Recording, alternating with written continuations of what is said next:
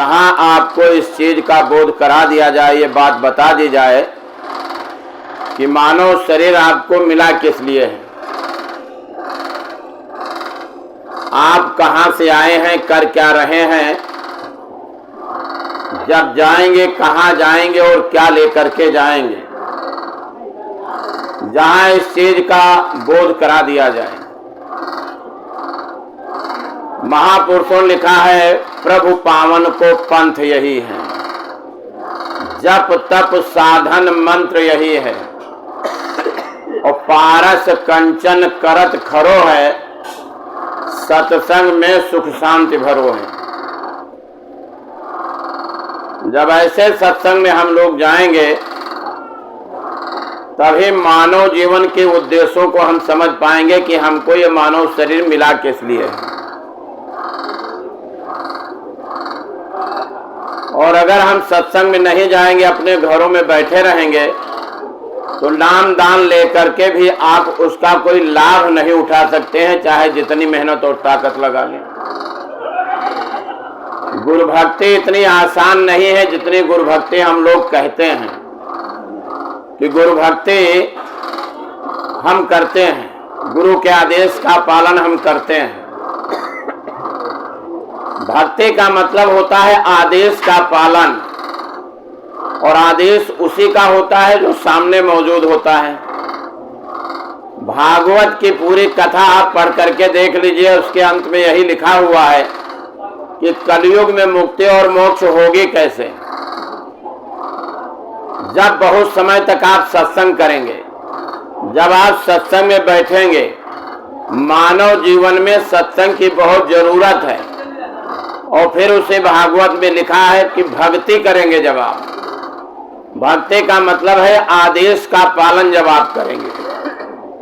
गुरु महाराज ने हम तमाम सारे जीवों को एक आदेश जारी किया कि देखो, मेरे संदेश को जन जन तक पहुंचा दो। शाकाहार के संदेश के, मानवता के संदेश के, सत्संग वचनों के संदेश से, इसी से देश और दुनिया में परिवर्तन हो जाएगा, बाकी आपका परमार्थ बन जाएगा। अब आपकी उसमें क्या भागीदारी है, आप उसको कितना करते हैं कितना नहीं करते हैं, इस चीज को हमको आपको देख लेना पड़ेगा। प्रायः ये देखने में आता है जैसे तीज और त्योहार पर भीड़ ज्यादा इकट्ठा होती, बाजारों में देख लो, मालूम पड़ता है बहुत बड़ी भीड़ इकट्ठा है। यहाँ सारा दुनिया का आदमी यहीं पर बैठा हुआ है। उसी तरीके से हमने प्रायः देखा है, जैसे आज मुक्ति दिवस का कार्यक्रम का समापन, सप्ताह का समापन है, तो आज बहुत से चेहरे दिखाई पड़ते हैं। बहुत से लोगों ने कहा, अरे भाई नहीं है तो साल में कम से कम मुक्ति दिवस पर और समापन पर तो हमको पहुंचना ही चाहिए।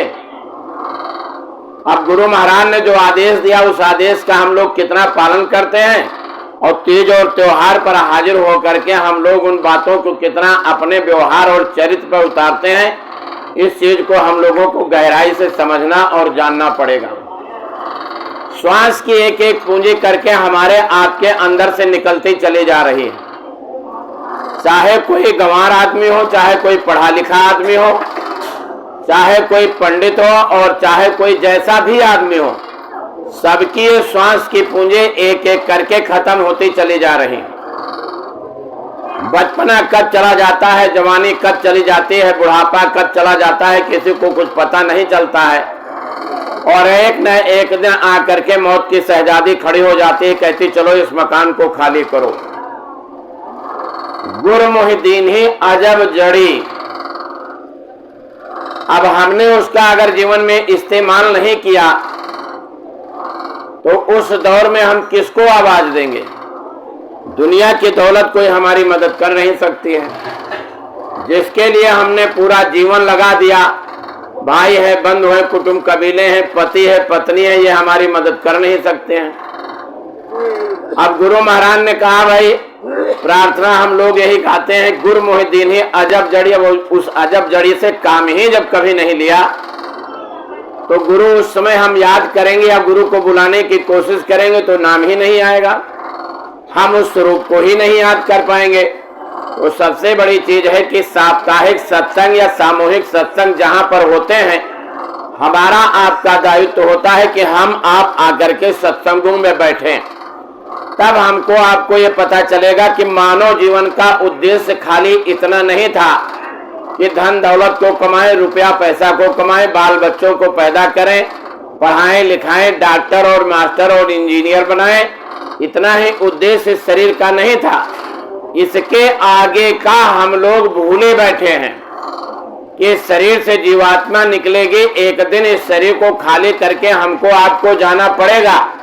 आखिर हम लोग कहाँ जाएंगे, क्या लेकर के जाएंगे, इस विषय में हम आप कभी चिंतन नहीं करते हैं। बैठ करके इस पर कभी ये नहीं सोचते हैं कि जिस दिन इस शरीर से जीवात्मा निकलेगी, धर्मराज के सिपाही पकड़ करके ले जाएंगे तो हमको कहाँ ले जाएंगे।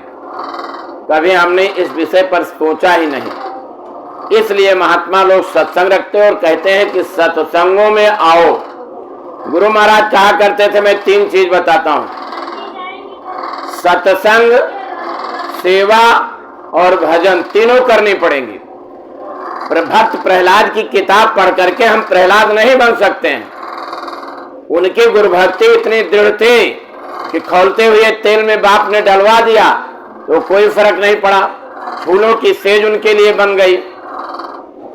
होली हम लोग मना करके इस त्योहार को अभी एक किनारे किए हैं। होली का ये वो त्योहार इसलिए मनाया जाता है कि हिरण्यकश्यप की बहन का ही नाम होलिका था और उसको वरदान के रूप में एक शॉल मिली हुई थी कि अगर उसको पहन के वो कहीं भी बैठ जाएगी आग में तो कभी जलेगी नहीं। और उसे वरदान का उसने फायदा उठाया अपने भाई के कहने पर और चारों तरफ आग सजा करके रख दी गई और प्रहलाद को लेकर के गोद में बैठ दी गई और वहां पर आग जला दी गई। उस आग के साथ होलिका भी जल गई और प्रहलाद निकल करके बाहर चले आए। अब हम उस किताब को पढ़ लें या ऐसी होली को मना लें, उससे हमारा क्या फायदा होगा, हमने आपने कभी बैठ करके इस जीवन में सोचा नहीं है। शिव तधीच हरिचंद नरेशा सहे धर्म हित कोट कलेसा। हम लोग नामदान ले लिए या बहुत से लोग सोचते हैं चलो भाई हम भी नामदान ले लेंगे। नामदान की क्रिया अगर नहीं करोगे, बैठ करके साधन भजन नहीं करोगे, उसका क्या लाभ उठाओगे। इसलिए बहुत गई थोड़ी रही यह भी जाने वाली है। धीरे धीरे हमारे आपके श्वास की पूंजी खत्म होती चली जा रही। समय और वक्त बहुत खराब आने जा रहा है। बाबा जय गुरुदेव जी महाराज ने डंके की चोट पर पूरे विश्व के अंदर कोई बचा नहीं है जिसके तक यह संदेश नहीं पहुंचा दिया कि इतना खराब समय आने जा रहा है कि उसके विषय में आप जरा सा भी सोच नहीं सकते। इतना खराब समय आकर के दरवाजे पर दस्तक दे देगा। इसलिए समय धीरे धीरे हाथ से निकलता चला जा रहा है और ऐसे समय में अगर हमने अपनी आत्मा के लिए कुछ काम नहीं किया, ऐसे समय में बैठ करके अगर हमने गुरु के बताए कि रास्ते का रियाज और अभ्यास नहीं किया, मान दो बात यह मेरी। कौन सी 2 बातें हैं? हम लोग प्रार्थना करते हैं कि मान दो बात यह मेरी, करे मत और कुछ जतना, गुरु से प्रीत कर पहले बहुर घट शब्द का सुनना। जब तक गुरु से हम प्रीत नहीं करेंगे, हमारे आपके इस घट में शब्द उतरने वाला नहीं है। और गुरु से प्रीत करने का मतलब यही है कि जो कुछ कहें उसे पर न्यौछावर हो जाओ। जो आदेश तुमको दिया है आप करिए, जो आदेश संगत को दिया वो संगत करे। किसी के आदेश के आगे पीछे भागो मत, क्योंकि आगे पीछे भाग करके हम कुछ पाएंगे नहीं। इसलिए सामूहिक रूप से जो आदेश परम पूज्य स्वामी जी महाराज ने संगत को दिया कि मेरे संदेश को जन जन तक पहुंचा दो, इसी से देश और दुनिया में परिवर्तन हो जाएगा। बहुत से सत्संगी कहते हैं जितना प्रचार करो उतना खाने पीने वालों का जोर लगता चला जा रहा है। आपको यह आदेश नहीं दिया गया कि आप ये देखो, आपको केवल आदेश दिया गया कि मेरे संदेश को जन जन तक पहुंचा दो। कम से कम वो आदमी कहने का यह अधिकारी नहीं रहेगा कि मुझको बताया गया नहीं, और बताया जाता तो मैं अपने आप में सुधार कर लेता। मुझको अगर बताया, आपका काम है आप अपनी बात को कह दीजिए, कोई मानता है या नहीं मानता है।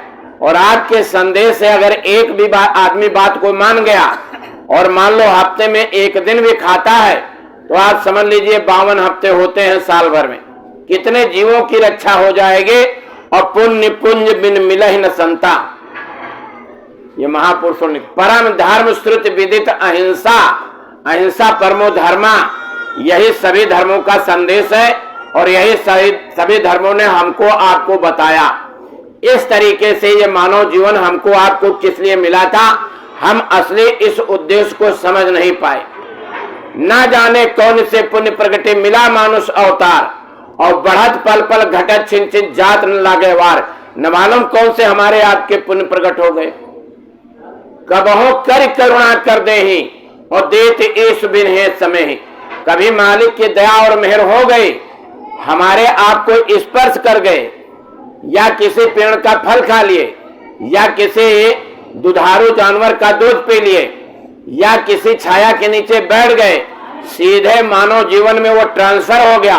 अब जब मानव जीवन मिला तो हमारा आपका दायित्व बनता है, कहें गुरु करो तुम सोई, मन के कहे चलो मत कोई, मोटे बंधन जगत के गुरु भक्ति से काट, झीने बंधन चित्त के कटे नाम प्रताप, और जब लग मोटे जाए नहीं झीने कैसे जाए, ताते सबको चाहिए नित गुरु भक्ति कमाए। भाई भक्ति के लिए नहीं कहा है, सीधे कहा गुरु भक्ति कमाए।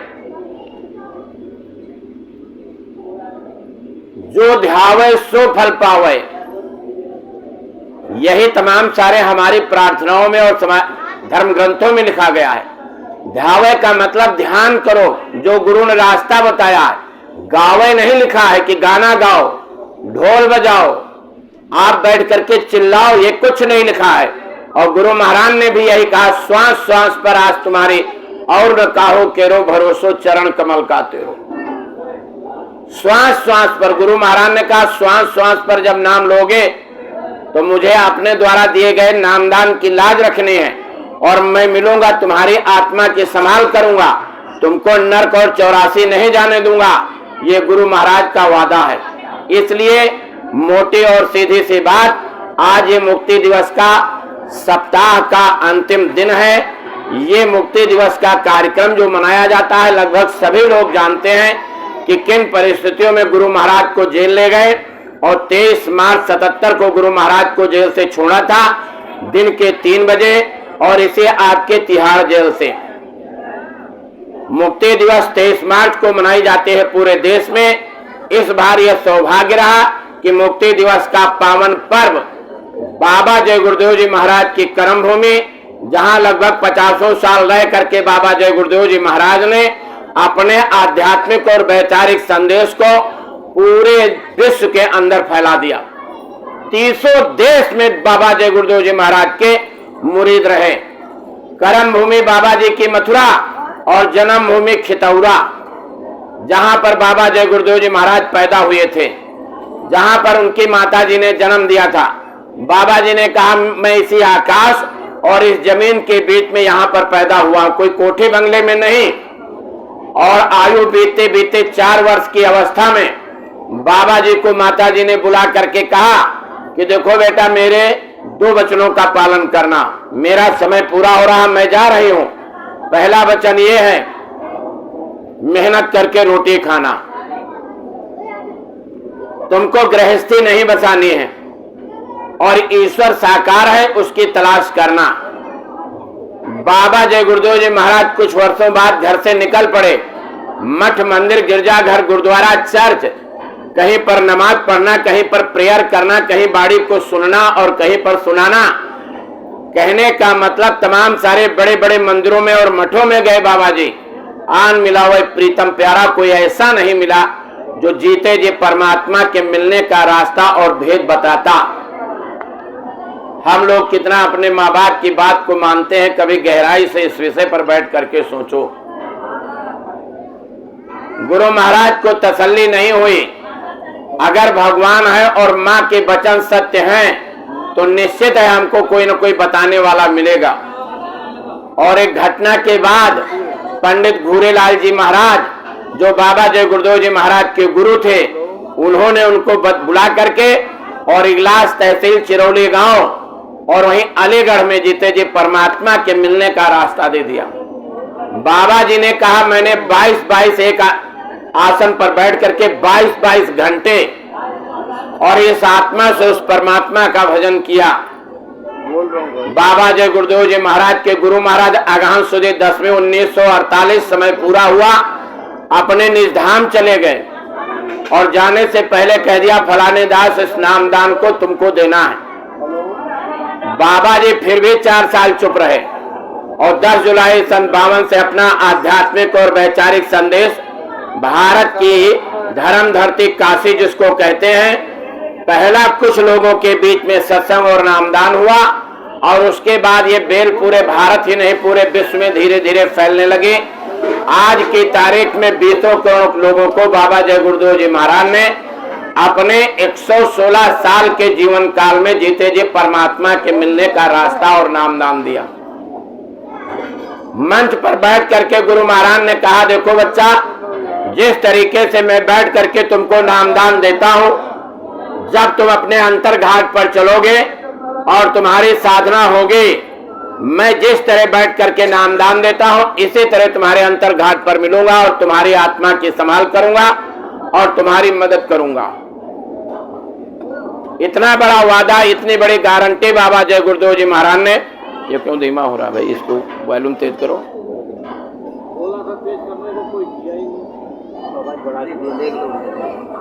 अरे जो जानकार है वही कहाँ गए गाने?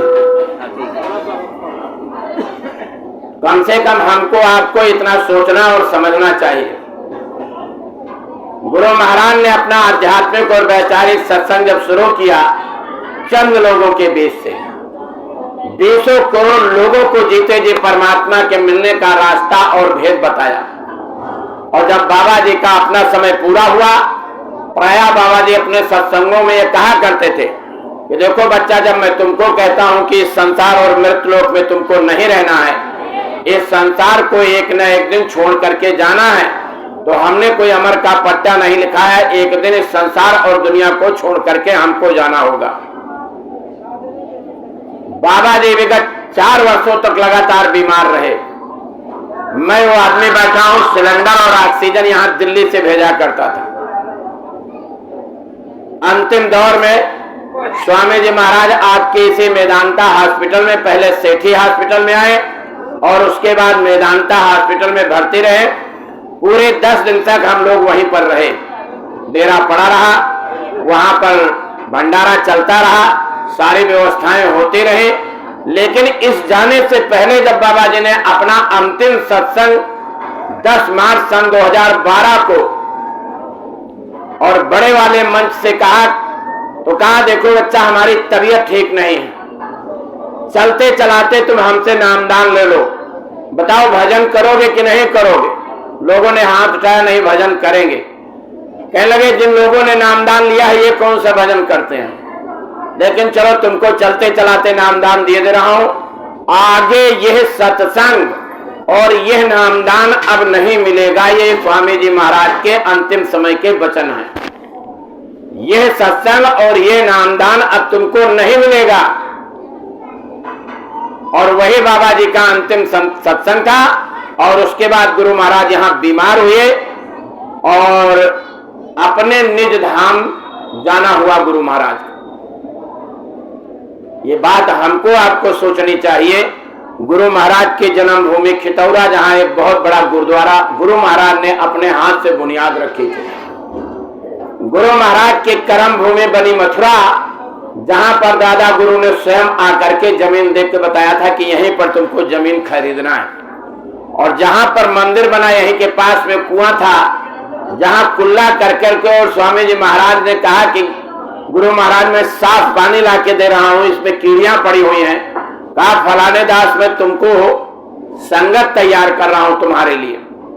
तो दादा गुरु अपना काम कर गए। और गुरु महाराज ने जब अपने गुरु महाराज का मंदिर बनवाया तो कहा मैं रहूं या ना रहूं। ये बाबा जी के शब्द हैं, बाकायदा सीडी है और बाकायदा अमर संदेश शाकाहारी में लिखा है कि देखो मैं रहूं ना रहूं, तुम आते जाते रहना। और यह तुमने हमारे गुरु महाराज को भुला दिया तो मैं तुमको भूल जाऊंगा, भारी मुसीबत में पड़ जाऊंगा। तो भारी मुसीबत में कौन सा पड़ जाओगे आप? कोई हारी बीमारी हो जाए, कोई दुख तकलीफ हो जाएगा। महात्मा कभी ऐसा श्राप नहीं देते हैं। भारी मुसीबत का मतलब यह है कि तुमको जो आत्मा के कल्याण का हमने रास्ता दिया है, फिर दिक्कत में आ जाओगे। क्योंकि गुरु झरोखे बैठ के सबके मुद्रा ले जाके जैसी चाकरी नगद मंजूरी दे। गुरु महाराज ने कहा जिसको मैंने नामदान दिया उसकी जीवात्मा के संभाल की हमारी गारंटी है। मैं उसकी आत्मा को उस पराकाष्ठा पर पहुंचाऊंगा जहां के लिए मैं आया हूं। तो छोटी मोटी हस्ती और हैसियत तो थे नहीं। गुरु महाराज कुल मालिक थे और पूरी पावर लेकर के आए थे। कोई दूसरे गुरु का नामदान लेने की जरूरत नहीं है। पूज्य पंकज जी महाराज जब कभी नामदान देने के लिए बैठते हैं तो यही कहते हैं नए लोगों के लिए यह नामदान है और पुराने लोग वही नामदान लेंगे जो गुरु महाराज ने दिया है। दो घटनाएं हमको अच्छी तरीके से याद हैं जिसमें गुरु महाराज ने कहा था आगे चल करके केवल जय गुरुदेव नाम से काम होगा।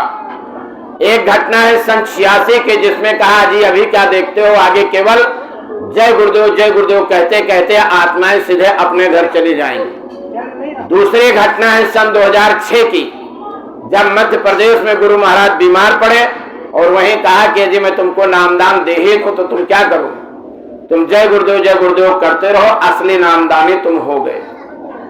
ये बाकायदा लिखी हुई घटनाएं हैं, ये बाकायदा गुरु महाराज के द्वारा बोली हुई घटनाएं। तो सबसे बड़ी चीज है सत्संगी जो नए लोग यहाँ पर बैठे हैं उनसे मैं इतना ही कहना चाहूंगा, ये मानव जीवन मिला है। माँ के गर्भ में जब बच्चा आता है टट्टी पेशाब की वहीं पर पोटली और 24 घंटा जठराग्नि तपती रह जाती है और वहीं पर नाक कान आंख मुंह किए हुए उल्टा बच्चा पड़ा रहता है। इतनी तपिश और इतनी गर्मी बर्दाश्त से बाहर, तब वहां निवेदन करता है अब प्रभु कृपा करो यही भांति और सब तज भजन करब दिन राती। समय सीमा पूरी हो गई, कर्मों के वेग से जमीन पर बच्चा आ गया। ना कोई हिंदू आया, ना कोई मुसलमान आया, ना कोई सिख आया, ना कोई ईसाई आया। आप कभी भी जाकर के अस्पतालों में देख लीजिए, तमाम सारी जात और मजहब और धर्म के मानने वाले तमाम सारे लोगों की महिलाएं वहां पर होती हैं। नाना प्रकार की भाषा भाषी होती है, लेकिन बच्चों के रोने की एक ही आवाज होती है कि आखिर हम कहां आ गए। बाबा जय गुरुदेव जी महाराज ने बताया इस इंद्रिय नासिका से सूंघ करके जब पहली बार सांस लेकर के बच्चा छोड़ता है उसी समय से उम्र और आयु कम होनी शुरू हो जाती है। हम लोग अपने अपने बच्चों का शहरों में जन्मदिन मनाते हैं कि चलो भाई हमारे बच्चे का जन्मदिन है, और उस जन्मदिन मनाने के लिए जिसकी जो हस्ती और हैसियत होती है उस तरीके का खर्चा करता है। लेकिन कोई भी अपने बच्चे को ये नहीं बताता है बेटा तेरी उम्र के 2 साल 5 साल 10 साल 20 साल 25 साल आज कम हो गए। और बाबा जी इसी को बताते रहे 60 साल तक की छिन छिन घटत शरीर जतन कोई बन नहीं आवत। धीरे धीरे श्वास की पूंजी खत्म होती चली जाती है। बच्चा इस लायक बनता है कि माँ बाप की भाषा को समझने लगे, बच्चे की बोली भाषा हम आप समझने लगे, पढ़ने लिखने के लिए भेज देते हैं। भाई क्यों पढ़ने लिखने के लिए भेजते हो? 2-4 हजार रुपया महीने बचाओ और घर में रख करके उस बच्चे को आप खुद पढ़ाओ। किताबें तो तमाम मार्केट में मिलती हैं, पढ़ा करके उसको डॉक्टर और मास्टर और इंजीनियर बना दो। घर में पढ़ करके कोई डॉक्टर मास्टर इंजीनियर बन सकता है? क्यों भाई? घर में रह करके बच्चा पढ़ के डॉक्टर मास्टर इंजीनियर बन सकता है? ठीक इसी तरीके से किताबों को पढ़ करके कोई भक्ति नहीं पूरी कर सकता। किताबों को पढ़ करके आरती उतार करके कोई मुक्ति मोक्ष नहीं पा सकता। चाहे जितनी नदियों में नहाओ, चाहे जितनी धार्मिक किताबों को पढ़ लो, चाहे रामायण को पढ़ो, गीता को पढ़ो, भागवत को पढ़ो, मुक्ति मोक्ष इससे मिलने वाली नहीं है। हम सब आरती उतारते हैं, हम सब प्रार्थना करते हैं, आरती जला करके देवी के सामने देवता के सामने खड़े होते हैं और वहां आरती उतारते समय कहते हैं तन मन धन सब तेरा और तेरा तुझको अर्पण क्या लागे मेरा। सामने साकार रूप में देवता आकर के खड़ा हो जाए और कह दे सब जब सब कुछ हमारा है तो लो हमको वापस कर दो, थोड़ा दे दो, आधा दे दो, 4 आना दे दो। तो भाई कितने लोग देंगे? कोई देगा? क्यों? अरे कोई देगा? 58 54 4 लड़के को कह दे लाओ एक बेटा हमको दे दो, इसको धर्म कर्म सिखाएंगे, पूजा पाठ कराएंगे, कोई देने के लिए तैयार नहीं है। और इसी को महात्मा आकर के कहते हैं, इस माया रूपी संसार में झूठे ही लेना, झूठे ही देना, झूठे भोजन, झूठ चबेना, आप इस माया रूपी झूठे संसार में फंसे हुए हो।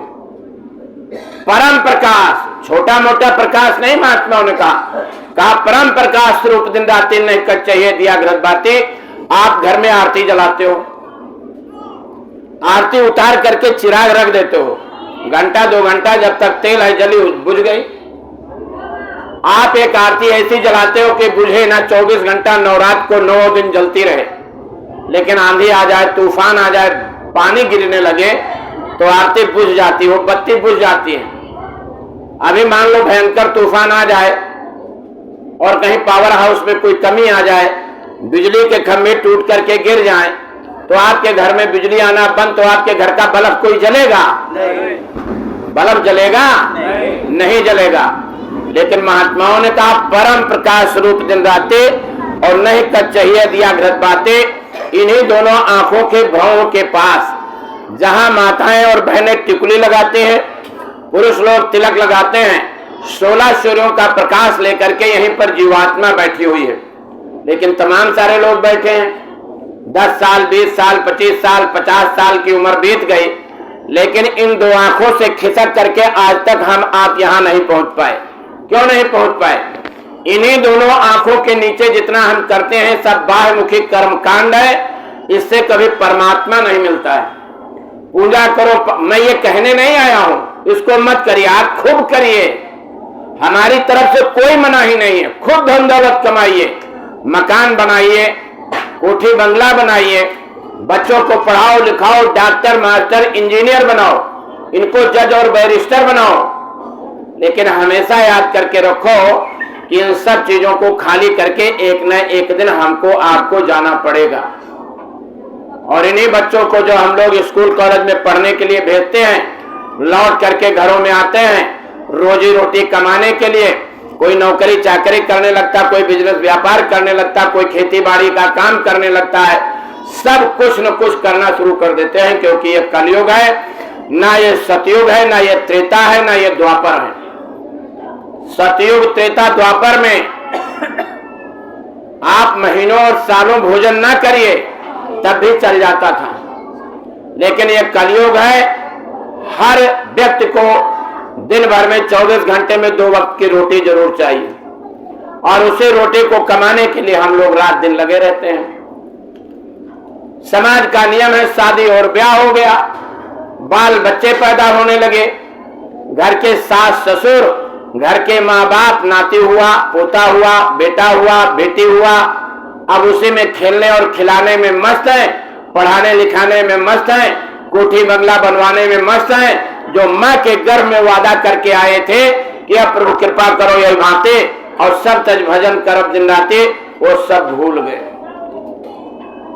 पंचायत करने लगे, बड़े बड़े फैसले कर डाले, कोई हारा कोई जीता, लेकिन आज तक अपनी आत्मा को अपने घर पहुंचाने का हम लोग कोई ऐसा फैसला नहीं कर पाए कि इस मनुष्य रूपी मंदिर में रहते रहते अपने आत्मा को अपने घर पहुंचा देते। और इसी काम को करने के लिए महात्मा इस धराधाम पर आते हैं और इस चीज को बताने के लिए आते हैं कि एक दिन इस शरीर से जीवात्मा तुम्हारी निकाल ली जाएगी, मौत की शहजादी आएगी, न धन दौलत साथ देगा, न कोठी बंगला साथ देगा, न आपका मकान साथ देगा, न पद और पदारत साथ देगा, न कोई कपड़ा लत्ता साथ देगा, न कोई आपका पूजा पाठ साथ देगा, क्योंकि जन्म मरण सब सुख दुख भोगा, हानि लाभ प्रिय मिलन वियोगा, और काल कर्म बस होए गुसाई, बरबस रात दिवस की नाई। जैसे रात दिन का होना निश्चित है, उस तरीके से आदमी का मरना और जन्मना निश्चित है। चाहे जितने इकलौते बेटे की माता सीना पीटे, लेकिन काल की जो मौत की शहजादी आती है, इतनी बेदर्द, इतनी बेरहम कि हमारी आपकी किसी बात को सुनती नहीं है और कहती है चलो निकलो इस शरीर से।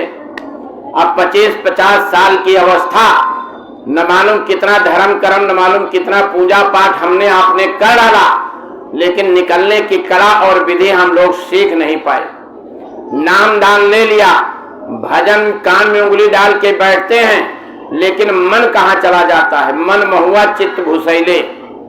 सुमिरन कर रहे हैं, दूध का कर रहे हैं, खेती का कर रहे हैं, नाती पोता का कर रहे हैं, मकान दुकान का कर रहे हैं, सुमिरन इसका कर रहे हैं। करने वाला दुनियादारी में चला गया तो कहां से बैठ करके हम भगवान का कर्मे माला फिरे, जीत फिरे मुख माए, मनुआ चौदिस फिरे ये तो सुमिरन नाय।